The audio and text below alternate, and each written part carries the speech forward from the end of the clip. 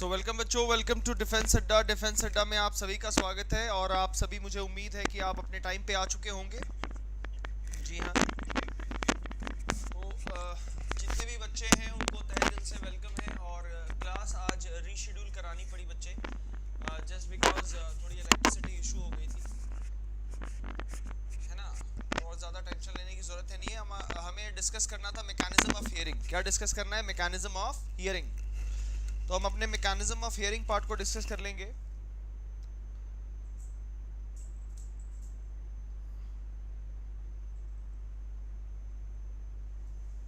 हाँ जी बच्चे,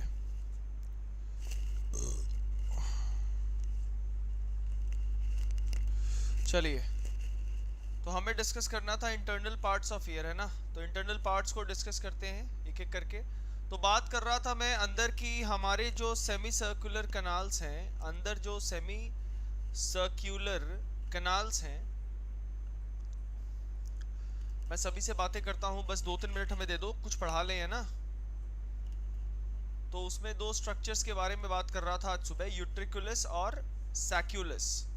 और यूट्रिकुलस और सैक्यूलस दोनों के अंदर जो रिज बना होता है, यानी जो सोलन स्ट्रक्चर दिखता है, उसे हम क्या कहते हैं? मैक्यूला कहते हैं। तो मैक्यूला हम क्या कह पाएंगे कि मैक्यूला यूट्रिकुलस में भी है और मैक्यूला किस में है? सैक्यूलस में भी है। यहां तक क्लियर था बच्चों? एक बार जवाब दे दो आप, तब यहां से मैं कंटिन्यू करूंगा। यहां तक क्लियर था?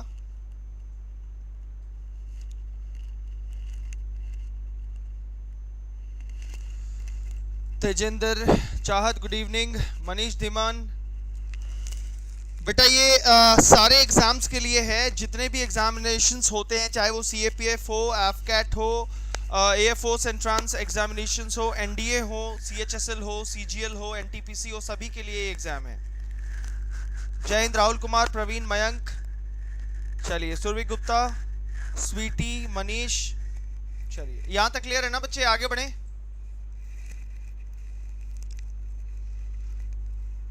चलो आगे देखिए।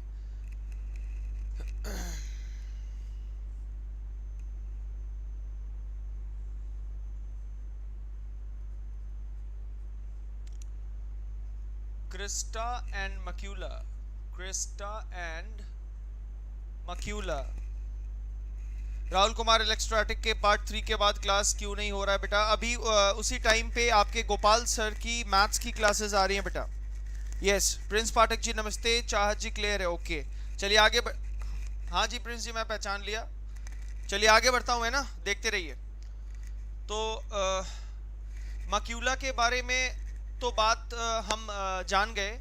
अब ये जो क्रिस्टा है सर, ये क्या है जिसके बारे में आप लिख रहे हो? तो एक बार मैं स्टेटमेंट कंप्लीट कर लूं तो आपको समझ में आएगा। Crista and macula are specific receptors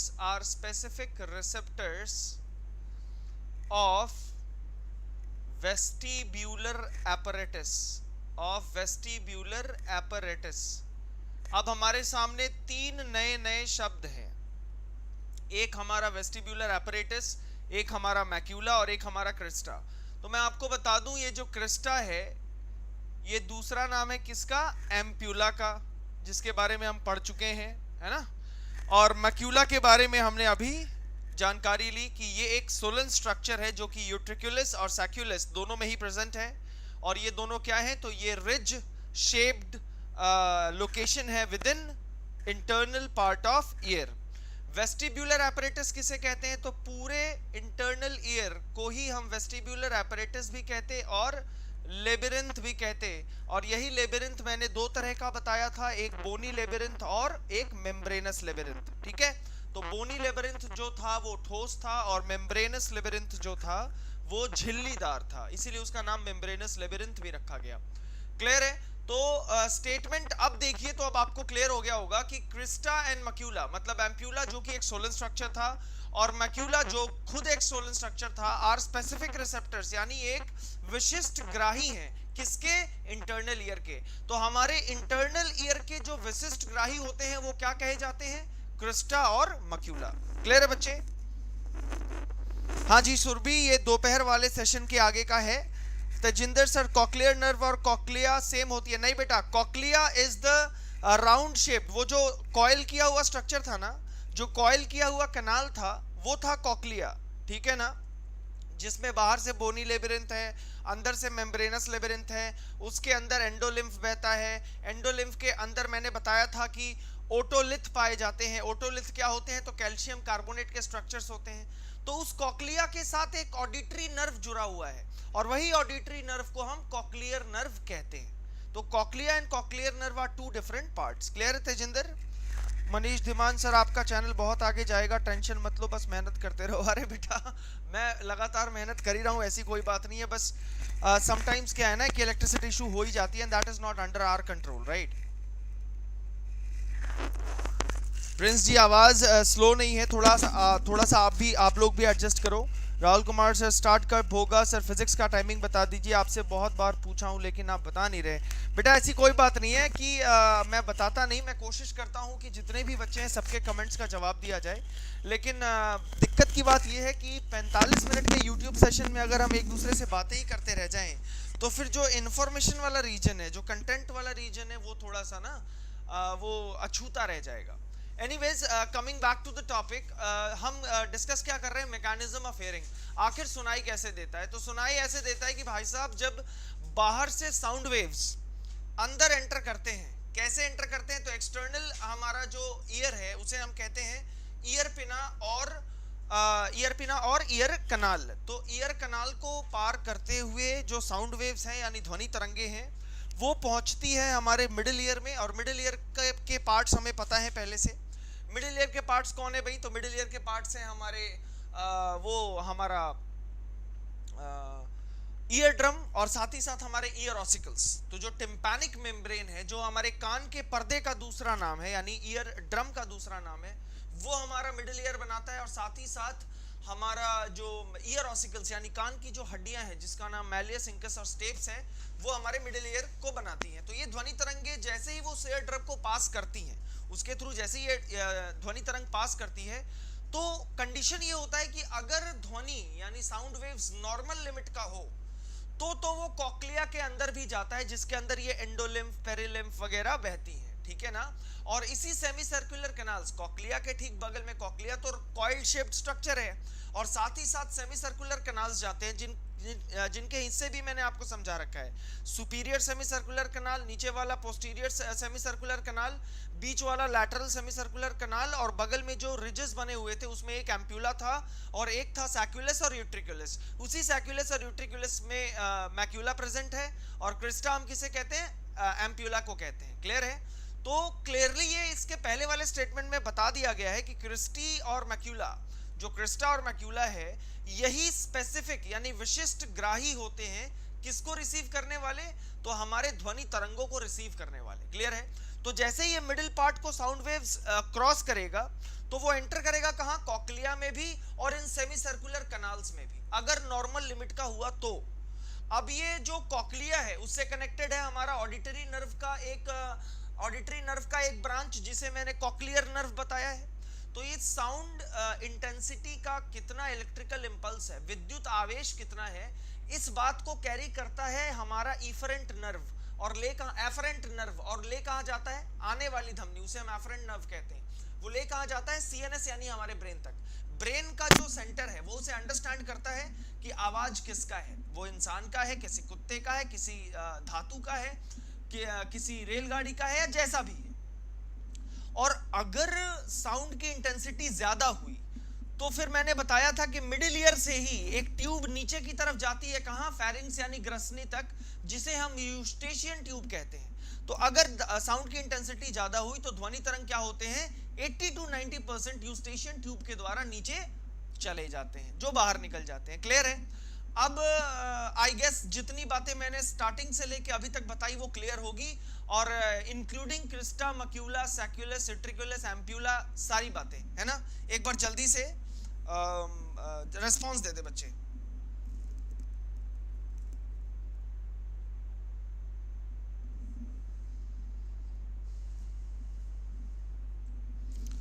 Praveen जी, आप अपने एंड से थोड़ा सा कोशिश करें, है ना, क्योंकि मुझे लगता है स्ट्रीमिंग बहुत सही जा रही है, और बाकी जो बंदे अभी पढ़ रहे हैं उन्हें कोई टेंशन नहीं है और उन्हें समझ में भी आ रही है। और प्रिंस पाठक जी आप टेंशन ना लो, जब मैं यहाँ पे हूँ अटैक के टीम के साथ हूँ तो आपकी जितनी भी परेशानी है उसको दूर की जाएगी और आपके फिजिक्स के सेशन को बहुत जल्दी ही मैं स्टार्ट करूँगा, ठीक है।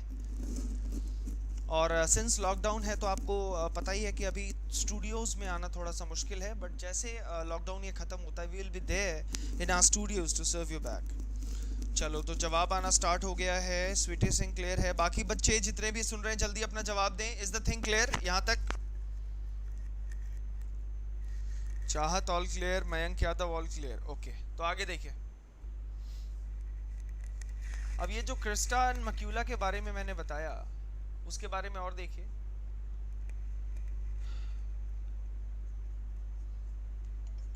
Crysta and macula, crista and macula are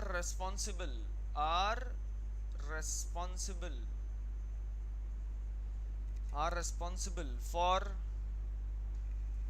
balance and posture of the body। तो हम अपने शरीर को जो भी पोस्चर देते हैं और हम अपने शरीर को जिस अवस्था में भी बैलेंस करते हैं उसके जिम्मेदार सिर्फ ये दो लोग हैं। वो कौन है? क्रिस्टी और मक्यूला। तो क्रिस्टी और मक्यूला जो हैं उनके वजह से ही हम अपने बॉडी को बैलेंस कर पाते हैं, चाहे वो रुके हुए अवस्था में हो या दौड़ते हुए अवस्था में हो। और पोस्चर भी जो हम अपने बॉडी के अलग अलग टाइमिंग पे लेते हैं वो भी क्रिस्टी और मक्यूला के वजह से ही होता है। अब इस बात को मैं एक डायग्राम के तरीके से भी समझाऊंगा, एक बार ध्यान से देखते रहें और रिस्पॉन्स दे दिया कीजिए, ठीक है ना? यस। कल वाली पीडीएफ भी बेटा आज मैंने सेंड कर दी है, वो बहुत जल्दी आ जाएगी, ध्यान से देखिए। अब मैं आपको बता दूं कि मक्यूला जो है, ध्यान से आप थोड़े से सेक्शन पे फॉलो करेंगे ना, वरना बातें ही करते रह जाओगे। मक्यूला जो मक्यूला है it is responsible for static balancing. It is responsible for static balancing. देखिए ध्वनि तरंग कैसे आया नहीं आया वो तो आप समझ ही गए, लेकिन ये बैलेंस कैसे करता है, जो इसका मेन फंक्शन है, जो हमारे ईयर का मेन फंक्शन है वो बैलेंसिंग ऑफ द बॉडी, तो वो मैकेनिज्म हमें समझना है, ठीक है। तो macula is responsible for static balancing. Static balancing का मतलब क्या होता है? When body is at rest. When body is at rest, समझ लो आप एक जगह पे बैठे हो, तो बैठे भी आप एक जगह पे इरेक्ट कैसे हो, मतलब सीधे ही कैसे बैठे हो, तो इसका मतलब कोई ना कोई चीज आपके बॉडी को बैलेंस कर रहा है, तो वो और कुछ नहीं आपका मक्यूला है। तो मक्यूला जब हमारी बॉडी स्टैटिक यानी रेस्ट यानी विरामावस्था में रहती है तो उस समय जो हमारे बॉडी को बैलेंस करती है वो और कुछ नहीं मक्यूला है। क्लियर है? और मक्यूला किसका पार्ट है भाई? तो हमारे इंटरनल ईयर का पार्ट है। क्लियर है बच्चों? जल्दी से रिस्पॉन्स देंगे इस स्टेटमेंट का। मक्यूला के बारे में जो बातें मैंने बताई अभी क्लियर है कि it is responsible for static balancing. अगला स्टेटमेंट क्रिस्टी के लिए, cristae is responsible for what? तो cristae is responsible for dynamic balancing. It is responsible for dynamic balancing. Dynamic balancing clear है? अब ये जो क्रिस्टी डायनामिक बैलेंसिंग के लिए रिस्पॉन्सिबल है, इसका मतलब जब बॉडी किस अवस्था में रहेगा? मूविंग कंडीशन में रहेगा। When body is in moving condition, समझ लो आप चल रहे हो, तब भी जब आप चल रहे हो या तैर रहे हो या खेल रहे हो या खाना बना रहे हो, तो खाना बनाते वक्त हमारी मम्मियों का या हमारी बहनों का या हमारा खुद ही या शेफ्स का हाथ उसी तरीके से कैसे घूमता है, ठीक है ना? हम कैसे बैलेंस कर पाते हैं अपने बॉडी को? एक सर्टेन एंगल में हमको झुक के खाना बनाना पड़ता है। एक फुटबॉल को किक करते वक्त हम अपने बॉडी को कैसे 45 डिग्री या 60 डिग्री पे लाके बॉल को किक करते हैं? दैट मींस समथिंग और the other is balancing our body parts, right? तो वो बॉडी का स्ट्रक्चर जो हमारे पूरे इतने भारी भरकम शरीर को बैलेंस किए रहता है in moving condition as well is crista. याद रखना। तो बॉडी के डायनामिक बैलेंसिंग को कौन बैलेंस करता है भाई? तो इंटरनल पार्ट का स्ट्रक्चर जिसका नाम है क्रिस्टा। तो when body is in moving condition, is it clear बच्चों? जल्दी से रिस्पॉन्स दो। Is it clear?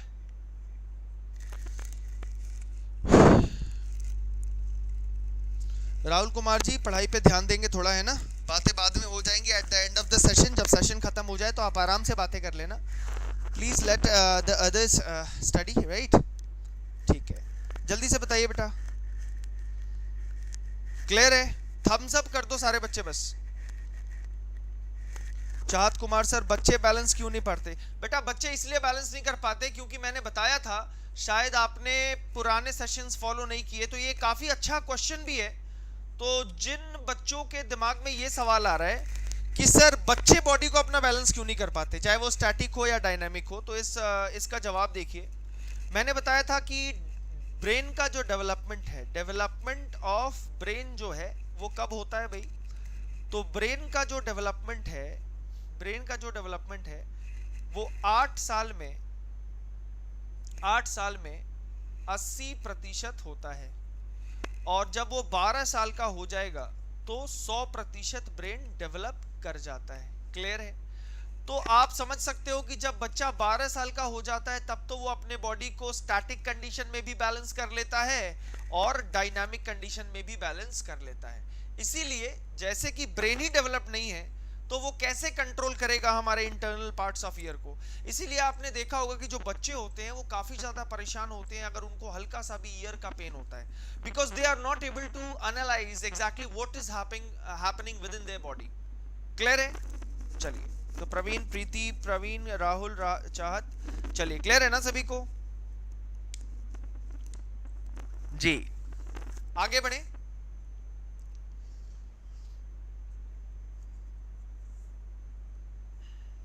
तो बैलेंसिंग की जो चीजें हैं वो क्लियर है कि नहीं क्लियर है?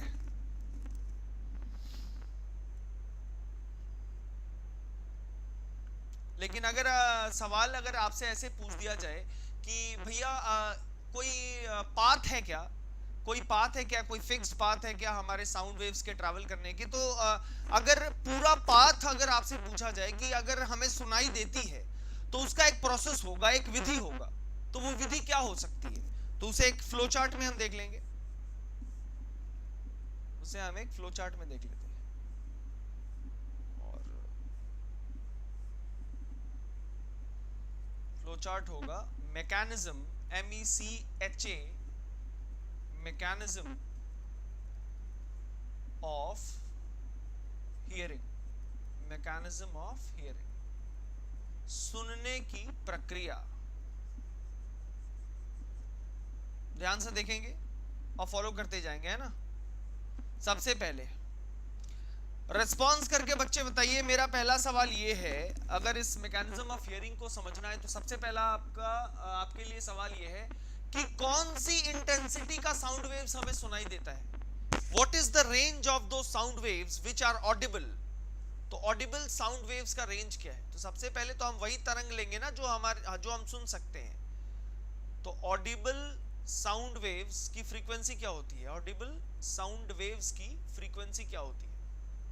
आपको पता है 3 तरह के साउंड वेव्स होते हैं, ultrasonic sound waves, sonic sound waves and infrasonic sound waves. तो सोनिक साउंड वेव्स को ही हम ऑडिबल साउंड वेव्स कहते हैं, और वो कितने होते हैं अगर आपको नहीं पता तो देख लें। 20 से 20,000 हर्ट्ज के बीच, 20 से 20,000 हर्ट्ज के बीच लाई करने वाले साउंड वेव्स को हम ऑडिबल साउंड वेव्स कहते हैं। अभी तक किसी ने जवाब नहीं दिया, बहुत ही बेकार। अभिषेक झा का पहला रिस्पॉन्स आया है। Praveen Kumar ji, you are a government employ, congrats.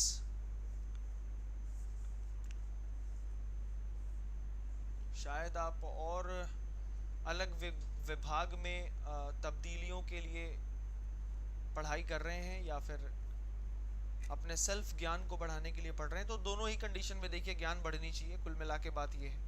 तो ऑडिबल साउंड वेव्स कहां एंटर की? एक्सटर्नल ईयर में, और एक्सटर्नल ईयर के थ्रू, ईयर कनाल के थ्रू कहां गई? वो ईयर ड्रम के पास, यानी कान के पर्दे के पास, ठीक है ना? कान के पर्दों के बाद वो साउंड वेव्स कहां गई? तो हमारी तीनों हड्डियों के पास, जिसे हम कहते हैं ईयर ऑसिकल्स, ईयर ऑसिकल्स, ठीक है? ईयर ऑसिकल से ठीक वहां से वो वेव कहां गई? तो हमारे कॉक्लिया में गई, COCHLEA, कॉक्लिया। और कॉक्लिया से वो कहां गई? डायरेक्ट हमारी एफरेंट फाइबर्स के रास्ते एंटर करी, किस में? ऑडिटरी नर्व में, ऑडिटरी नर्व में। और ये जो ऑडिटरी नर्व है वो कौन सा नर्व है भाई? तो ये ऑडिटरी नर्व हमारा क्रेनियल नर्व है, जो सीधे कहां जाएगा? हमारा ऑडिटरी कॉर्टेक्स एरिया में, ऑडिटरी कॉर्टेक्स एरिया में। अब ये ऑडिटरी कॉर्टेक्स एरिया कहां है? तो ये है हमारे ब्रेन में। और ये क्या करता है? और ये क्या करता है? तो ये एनालाइज करता है, it analyses sound, it analyses sound and recognises it, पहचानता है उसे, पहले एनालाइज करता है और फिर उसे पहचानता है कि वो किस चीज का साउंड है। क्लियर है? तो ये आपका पूरा फ्लो चार्ट रहेगा और इसे आपको दिमाग में बैठा लेना। इस पूरे फ्लो चार्ट को मैं एक एक करके समझा रहा हूं। तो पहला देखिए, पहला स्टेप क्या है कि ये जो ध्वनि तरंगे आएंगे, सोर्स कुछ भी हो सकता है, सोर्स समझ लो कुछ भी हो, ये जो ऑडिबल साउंड वेव्स होते हैं वो एंटर करते हैं कहां भाई? तो वो एंटर करते हैं आपके बाह्य कान में। और एक्सटर्नल ईयर कौन कौन है भाई? तो एक्सटर्नल ईयर में आपके दो पार्ट्स आते हैं जिसे हम कहते हैं एक्सटर्नल पिना, एक्सटर्नल पिना। ध्यान से देख लो बच्चे, जिन लोगों ने ईयर का पूरा समरी समझना है वो ध्यान से एक बार देख लें, ठीक है? तो ऑडिबल साउंड वेव्स 20,000 हर्ट्ज की एंट्री करी कहां? हमारे एक्सटर्नल ईयर में, थ्रू टू पार्ट्स जिसे हम एक्सटर्नल पिना और ईयर कनाल कहते हैं, ठीक है ना? और कहां एंटर करता है वो साउंड वेव्स भाई? तो हमारे पहुंचता है टिम्पैनिक मेम्ब्रेन, जिसे हम sorry guys, tympanic membrane, tympanic membrane में पहुंचता है। और इस टिम्पैनिक मेम्ब्रेन का दूसरा नाम क्या है? हमारे कान के पर्दे यानी ईयर ड्रम, ठीक है? अब ये साउंड वेव्स हमारे ईयर ड्रम को क्रॉस करते हुए पहुंचती है हमारी ईयर ऑसिकल्स के पास, जिनका नाम है malleus, MALLEUS, malleus, incus and steps. अब मैलियस, इंकस और स्टेप्स को होते हुए, पार करते हुए वो कहां पहुंचेगी? हमारी कॉक्लिया के पास। Cochlea is made up of semi circular canals, यानी अर्धवृत्ताकार नलिकाओं से बना हुआ है। Semi circular canals, semi circular canals, अर्धवृत्ताकार नलिकाओं से बना हुआ है कॉक्लिया। क्लियर है? अब इस कॉक्लिया के बारे में, स्ट्रक्चर के बारे में, सेमी सर्कुलर कैनाल के बारे में मैंने सेशन ले रखा है, आपको समझा रखा है, ठीक है? अब जैसे ये साउंड वेव्स कॉक्लिया के थ्रू आगे बढ़ते हैं तो इनको रिसीव कौन करता है? Efferent fibres. एफरेंट फाइबर्स क्या, कौन सी फाइबर्स होती हैं? तो fibres entering brain, fibres entering brain, ये वो रेशे होती हैं, ये वो तंत्रिकाएं होती हैं जो कहां जाती है? सीधे ब्रेन में। और यही एफरेंट फाइबर्स जुड़ के कौन सी नर्व बनाती है, कौन सी तंत्रिका बनाती है? Auditory nerve. Auditory nerve is responsible for auditory movements, यानी सुनने से रिलेटेड जितनी भी गतिविधियां हैं उसके लिए जिम्मेदार ऑडिटरी नर्व है।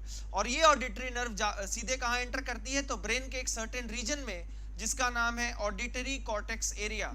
ये वो एरिया है, ये वो एरिया है ब्रेन में जहां पे क्या होता है? साउंड को एनालाइज किया जाता है और उसे पहचाना जाता है कि सोर्स क्या है। और आप समझ पा रहे हो कि यही क्या था? सोर्स था। सबसे ऊपर सोर्स के तरफ से ही तो आया था ना, जो साउंड क्रिएट किया गया था वो तो सोर्स के तरफ से ही था। तो ये सोर्स की तरफ से ही साउंड वेव्स पहले चली थी।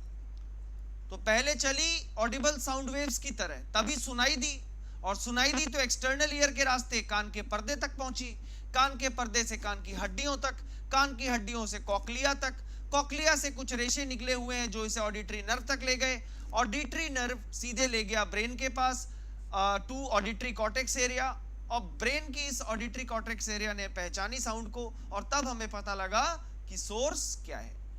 क्लियर है कि नहीं बच्चों? आप जल्दी से अपना रिप्लाई करो। पूरे हियरिंग के मैकेनिज्म को मैंने आज आपके सामने एक्सप्रेस कर दिया है, अब क्लियर है कि नहीं जल्दी से बताइए। And I think this was the best explanation ever given.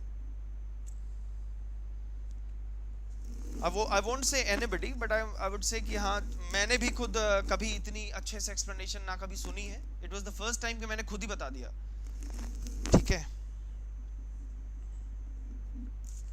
अगर किसी को कहीं प्रॉब्लम है ना कि सुनाई सर कैसे देता है, तो बेटा ये चार्ट एकदम आपके सामने पूरा रेडी है। अगर किसी को कहीं दिक्कत है तो डायरेक्ट पूछें, सारा हिसाब किताब यही है, ठीक है ना। मैं एक बार मार्क किए देता हूं, पहला 1 था, ये हो गया आपका 2, ये हो गया 3, ये हो गया 4। और बेटा पसंद आए ना तो जो जो लोग हैं जिनको आप जानते हो कि वो तैयारी करते हैं, उनसे शेयर जरूर करना कि भैया ये देख, ये होता है तरीका सुनने का, ठीक है ना। यही मैकेनिज्म होता है।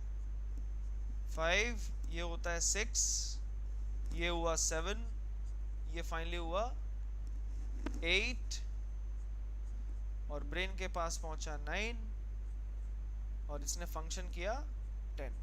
तब हमें पता लगा कि सोर्स क्या है। क्लियर है? चलिए तो आपके कमेंट्स की तरफ ध्यान दिया जाए। Yes sir clear, yes sir clear. Block diagram, हाँ एक तरीके से ब्लॉक डायग्राम ही समझ सकते हो। बेटा किसकी इमेज देखना चाहते हो, जल्दी से बताओ किसकी इमेज देखना चाहते हो। मैंने लगभग, मुझे जहां तक पता है कि मैंने एक्सटर्नल ईयर, मिडिल ईयर और इंटरनल ईयर तीनों के ही इमेजेस बना बना के दिखाए हैं, हाँ या ना। टिम्पैनिक मेम्ब्रेन और आपके ईयर ऑसिकल्स को भी बनाया है, एक्सटर्नल पिना और ईयर कनाल को भी बनाया है, कॉक्लिया और सेमी सर्कुलर कनाल्स को भी बनाया है, हाँ या ना बच्चों। जो जिन लोगों ने क्लास किया है वो रिस्पॉन्स करें।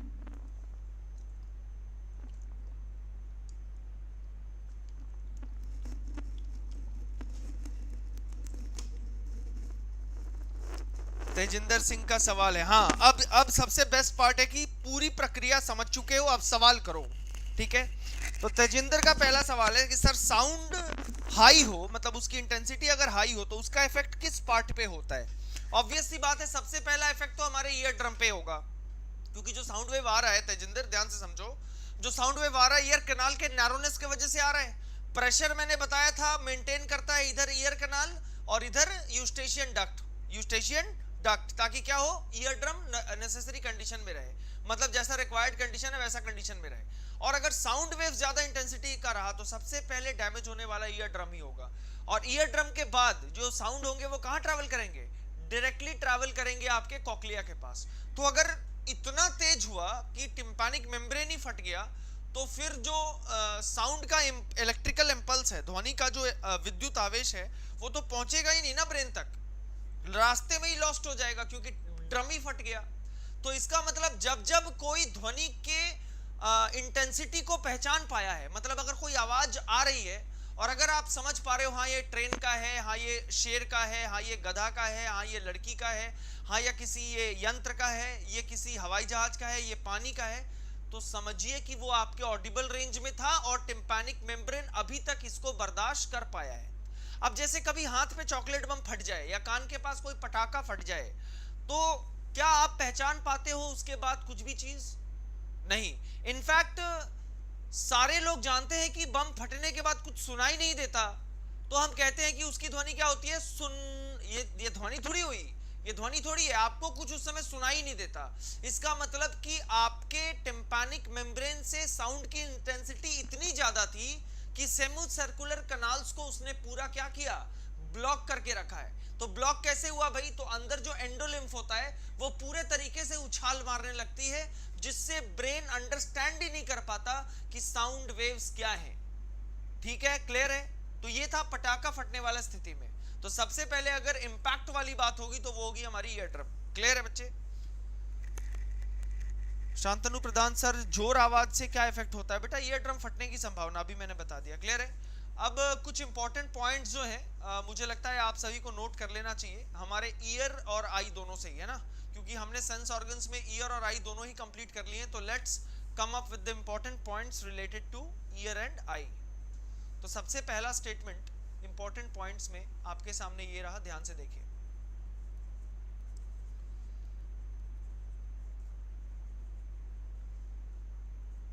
पहला, बेस्ट कलर डिफरेंशिएशन।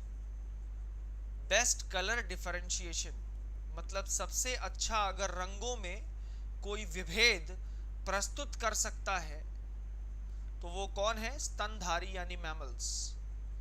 मतलब चाहे ये जंतु साम्राज्य बहुत ज्यादा तादाद में फैली हो, लेकिन सबसे अच्छा रंगों में विभेद कौन प्रस्तुत कर पाता है? तो वो है हमारे स्तनधारी यानी मैमल्स, जिनमें हम भी आते हैं।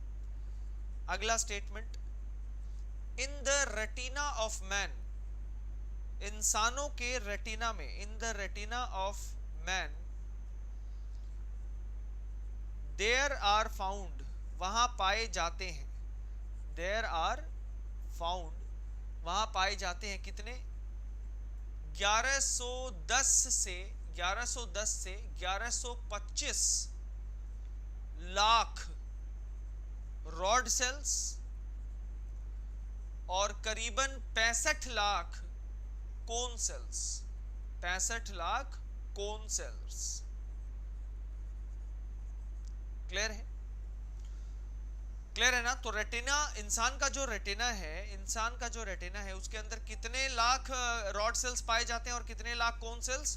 तो तादाद याद रखना, 1110 से 1125 लाख रॉड सेल्स और 65 लाख कोन सेल्स होते हैं। क्लियर है? अगला स्टेटमेंट इंपॉर्टेंट इंफॉर्मेशन है, ध्यान रखिएगा। Image of object, image of object is formed, किसी वस्तु की जो छवि बनती है कहां? रेटिना पर। मैंने बताया था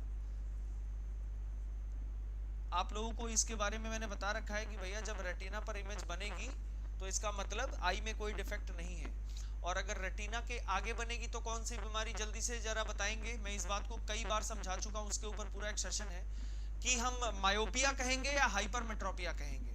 जब रेटिना के आगे इमेज बनेगी तो बंदे को दूर का नहीं दिख रहा या नजदीक का नहीं दिख रहा? जल्दी से बताइए। तो image of object is formed on retina and is, और वो हमेशा, एंड इज ऑलवेज इन्वर्टेड, वो हमेशा उल्टा होता है रेटिना पर, ऑलवेज इन्वर्टेड एंड रियल, वो हमेशा उल्टा होगा और असली होगा। Is always inverted and real, is always inverted and real। ठीक है, ये बात ध्यान रख लें। अगला इंपॉर्टेंट पॉइंट कि सबसे बड़ी आंखें, लार्जेस्ट आईज आर फाउंड, सबसे बड़ी आंखें, largest eyes are found in deers, हिरण में सबसे बड़ी आंखें देखी जाती हैं। ठीक है ना? और ये मैं बता दूं विथ रेस्पेक्ट टू, ये जो डेटा है वो किसके रेस्पेक्ट में है? With respect to body surface, मतलब शरीर के हिसाब से, क्योंकि कुछ जीवाणु, कुछ जीव इतने छोटे होते हैं कि उनके बॉडी के रेस्पेक्ट में उनकी आंखें बहुत छोटी हो जाएंगी या बहुत बड़ी हो जाएंगी कंपेयर टू डियर, लेकिन जितना शरीर है उसमें आंखों का जो एरिया है उसमें सबसे ज्यादा वो एरिया डियर में देखा जाता है। मतलब सबसे बड़ी आंखें अगर कहीं जाएं इस दुनिया में तो वो किसके पास है? तो वो डियर के पास है, विथ रेस्पेक्ट टू बॉडी का सरफेस एरिया यानी सतह क्षेत्र। क्लियर है? तो मैंने 4 पॉइंट अभी बताया है। क्लियर है ना? तो बेस्ट कलर डिफरेंशिएशन यानी रंगों के बीच अगर सबसे अच्छा विभेद कोई प्रस्तुत करता है तो वो स्तनधारी यानी मैमल्स हैं। और हमारे रेटिना में 1110 से 1125 लाख रॉड सेल्स पाए जाते हैं, 65 लाख कोन सेल्स पाए जाते हैं, और जो इमेज बनती है वो रेटिना पर बनती है और वो हमेशा रियल मतलब असली और उल्टा बनती है यानी इन्वर्टेड बनती है। सबसे बड़ी आंखें अगर देखी जाती हैं तो वो हिरण में देखी जाती हैं। किसके आधार पर? तो सतह क्षेत्र के आधार पर। यस, तो प्रीति ने जवाब दिया है और तेजिंदर ने जवाब दिया यस। अगर इमेज आगे बने तो वो होता है मायोपिया, और रेटिना के अगर पीछे बने तो वो होता है हाइपरमेट्रोपिया। ठीक है ना? तो जब नजदीक का नहीं दिखेगा तो पीछे की तरफ, सामने का नहीं दिखेगा तो जब नजदीक का नहीं दिखेगा तो पीछे की तरफ, और दूर का नहीं दिखेगा तो सामने की तरफ। क्लियर है बच्चे? चलिए, तो ये इंपॉर्टेंट पॉइंट्स क्लियर है। आगे देखते हैं और क्या इंपॉर्टेंट है भाई। तो अगला स्टेटमेंट है atropine, ATROPINE, atropine belladonna, atropine belladonna and cocaine, atropine belladonna and cocaine medicines, दवाइयां are used to dilate pupils. आपके प्यूपिल मैंने बताया था कि आपके आइरिस का जो सेंटर है, जो अंदर मोतियाबिंद में जो पोर्शन व्हाइट हो जाता है ना, उसे हम क्या कहते हैं? प्यूपिल कहते हैं। तो प्यूपिल को थोड़ा फैलाने के लिए जिन दवाइयों का इस्तेमाल होता है उसका नाम है एट्रोपिन, बेलाडोना और कोकेन। क्लियर है? Cocaine is also a drug, but याद रखना ड्रग का मतलब ही होता है दवाई, लेकिन आप जब उसे संभाल नहीं पाते हो तो वही ड्रग आपके लिए क्या हो जाता है? फैटल होता है। तो ड्रग हमेशा ड्रग ही होता है। Some drugs are used to cure us and some drugs is overdose kills us. ठीक है ना? तो हमेशा ड्रग ही है। जैसे विज्ञान है कि वो आपको बचाने के लिए भी इस्तेमाल होता है और वो आपको मारने के लिए भी इस्तेमाल हो रहा है। ठीक है ना? ध्यान दीजिएगा। तो अगला statement, cornea and lens of eye, cornea and lens of eye lack blood supply. Cornea and lens of eye lack blood supply. तो काफी राइमिंग भी है कि cornea and lens of I lakhs blood supply. काफी राइमी है ना कि cornea में और हमारे लेंस में क्या नहीं जाता? ब्लड का सप्लाई नहीं जाता। ये एक इंपॉर्टेंट पॉइंट है। अगला इंपॉर्टेंट पॉइंट है भाई कि आईज आर मोस्ट सेंसिटिव। सबसे ज्यादा अगर कोई सेंसिटिव है तो वो है हमारी आंखें। Eyes are most sensitive to light. सबसे ज्यादा अगर सेंसिटिव किसी से है हमारी आंखें तो वो लाइट है। और कितनी उसकी वेवलेंथ यानी तरंग दैर्ध्य होनी चाहिए? तो हैविंग वेवलेंथ 5000 एंगस्ट्रॉम, ANGSTROM। अगर 5000 एंगस्ट्रॉम तरंग दैर्ध्य का प्रकाश तरंग हुआ तो उस पर हमारी आंखें क्या हो जाती हैं? चौंधिया जाती हैं। यानी it becomes most sensitive when light of wavelength 5000 angstrom hits them। ठीक है? अगला इंपॉर्टेंट चीज भाई कि इलेक्ट्रिकल एक्टिविटी, आपकी आंखें कितने अच्छे से काम कर रही हैं? Electrical activity of retina. अरे आंख कितनी काम कर रही है? मतलब रेटिना पे छवि बन रहा है कि नहीं, यही तो होगा ना आंखों का काम। तो electrical activity of retina is recorded in sequence of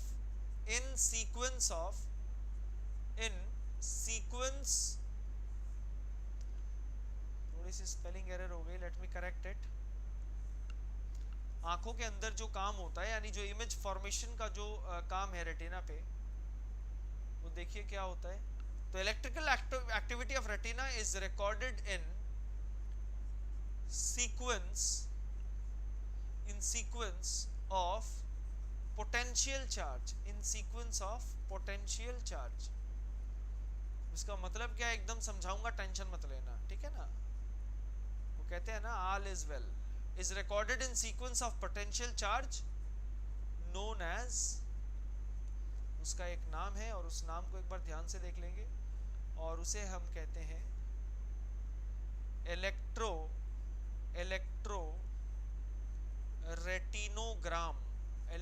रेटिनोग्राम। तो हमारे आंखों का जो वर्किंग है वो इलेक्ट्रो रेटिनोग्राम के द्वारा हम स्टडी कर पाते हैं। तो आंखों का वर्क क्या है भाई? तो आंखों का वर्क यही है कि भैया उसने कितनी इलेक्ट्रिकल एक्टिविटी करी है। इलेक्ट्रिकल एक्टिविटी क्या होता है भाई? तो भैया जो लाइट आ रहा है, जो एग्जैक्टली लाइट रेज एंटर करती है, हम जानते हैं कि वो लाइट है क्या? तो वो है क्वांटा यानी फोटोन पार्टिकल्स। फोटॉन्स है, क्वांटा है यानी फोटॉन्स है, मतलब ये चार्ज्ड पार्टिकल्स होते हैं। तो चार्ज्ड पार्टिकल्स जिसमें चार्ज है वो कैसा एक्टिविटी दिखाएगा भाई?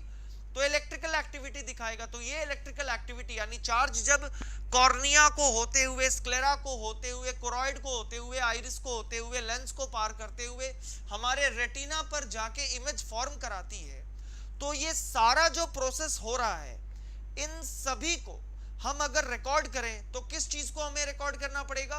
कि कितने नंबर ऑफ यानी कितना amount of charges entering per unit time within our eyes, हमारी आंखों में समय के आधार पर कितना आवेश एंटर कर रहा है, इसके आधार पर हम ये बता सकते हैं कि आंखें कितने अच्छे से काम कर पा रहे हैं। तो आंखों के अंदर इन होने वाले विधियों को, जिस विधि द्वारा हम पता कर पाते हैं, इसका नाम है इलेक्ट्रोरेटिनोग्राम।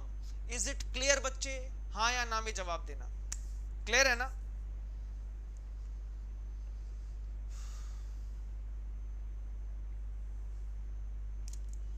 एक बार जल्दी से बताइए, क्लियर है कि नहीं? Excess amount is harmful, exactly. बेटा ये 1 घंटे की नहीं चलेगी Sapna, it is about to end. In fact I have ended the session कि जितना मुझे जानकारी आप सभी को देना था मैंने आई के बारे में और ईयर के बारे में कंप्लीटली बता दिया है। अगर किसी को कहीं से भी कुछ पूछना है तो जल्दी से पूछ लें। और इनफैक्ट मैं तो ये कहूँगा कि 10-15 मिनट है, अभी चाय पानी पी लो एंड कुछ ही समय बाद मैं आपको बता दूं, I am going to be live on Bankers अड्डा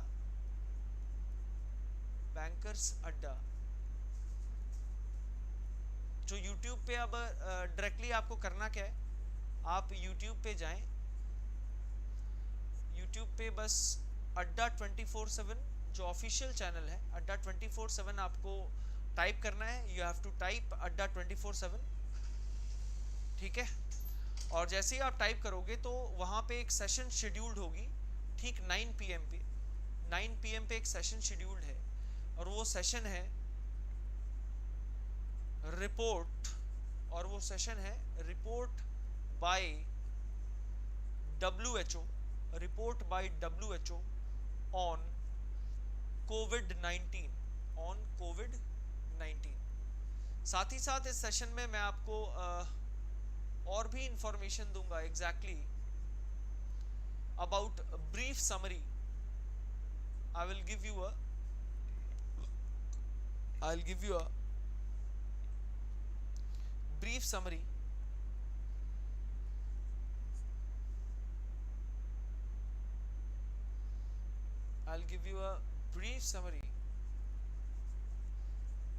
on coronavirus कि एग्जैक्टली ये कोविड-19 है क्या, कैसे फैला, कैसे प्रिवेंट कर सकते हैं, क्या क्या चीजें।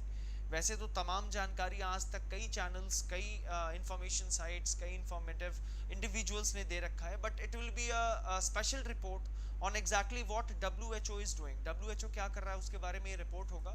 ठीक 9 बजे अभी ये सेशन स्टार्ट होने वाला है, तो बच्चे जल्दी से उस पर आके एक बार ट्यून कर लेंगे और let's see what is WHO report on कोविड-19 एज ऑफ नाउ, आज के डेट तक। और साथ ही साथ थोड़े कोरोना वायरस के बारे में भी कुछ इन्फॉर्मेशन हमें मिल जाएगी, ठीक है। तो थोड़ी देर बाद ये 9 बजे स्टार्ट होने वाली है, तो उस पर मिलते हैं, ठीक है। यस, सभी को क्लियर है? शांतनु प्रधान क्लास रोज होता है 1 बजे, और 1 बजे दिन में डिफेंस अड्डा पे, और आपके 9 बजे SSC अड्डा पे। और आज ये जो अड्डा 24/7 पे क्लास है वो एक स्पेशल क्लास है and it's a report for all the banking अड्डा स्टूडेंट्स। तो जितने बच्चे वो बैंकिंग के प्रिपरेशंस करते हैं उनके लिए, और उस ट्रैफिक पे जितने बच्चे हैं उनको साइंस के रिलेशन में, since I am a science teacher, तो I will be there for providing all the information regarding कोविड-19 and the reports about what WHO यानी वर्ल्ड हेल्थ ऑर्गेनाइजेशन क्या कह रहा है कोविड-19 के बारे में, उसके बारे में। तो चलिए इसी के साथ इस सेशन को यहीं एंड करते हैं और मिलते हैं 14 मिनट्स बाद ठीक अड्डा 24/7 पे। तब तक के लिए जय हिंद, जय भारत।